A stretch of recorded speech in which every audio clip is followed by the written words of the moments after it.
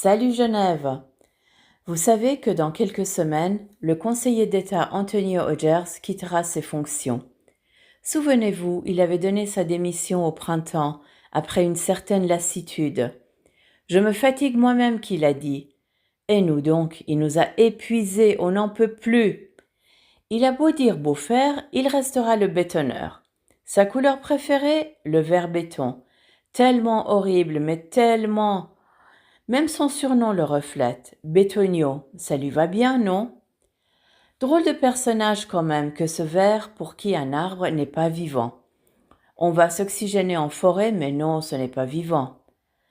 La bonne nouvelle, c'est que suite à ces propos, 2 vers ont démissionné. 2 seulement, dommage du peu. Vous le savez, Antonio Ojers a un collègue au Conseil d'État, un ami ennemi en quelque sorte. Rappelez-vous, ça l'a agacé que ce collègue ait été élu en 2023. Forcément, il aurait préféré que ce soit Fabienne Fischer, avec qui il aurait continué à accorder des subventions inutiles. Une journaliste a comparé les trajectoires de ses 2 amis ennemis. Oh, qui n'a pas aimé Antonio, qui a répondu « Elle est amoureuse de lui, cette midinette. Jaloux, va !» Il a l'air de se faire détester, et à Tonnet, il est servi avec ses propos sur le bioparc. Lui, l'ami des animaux et de la nature, il met des branches pourries sur un dossier déjà approuvé. Quant au Grand Genève, ils vont avoir besoin d'un autre arbitre.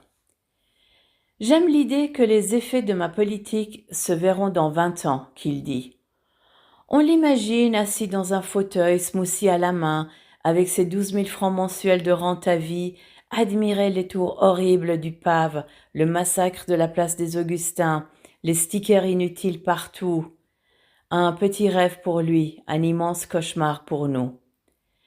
Et maintenant, il va avoir tout le temps de faire la pub pendant qu'on retient notre souffle en se disant que le prochain ne pourra pas être pire. Allez, ciao!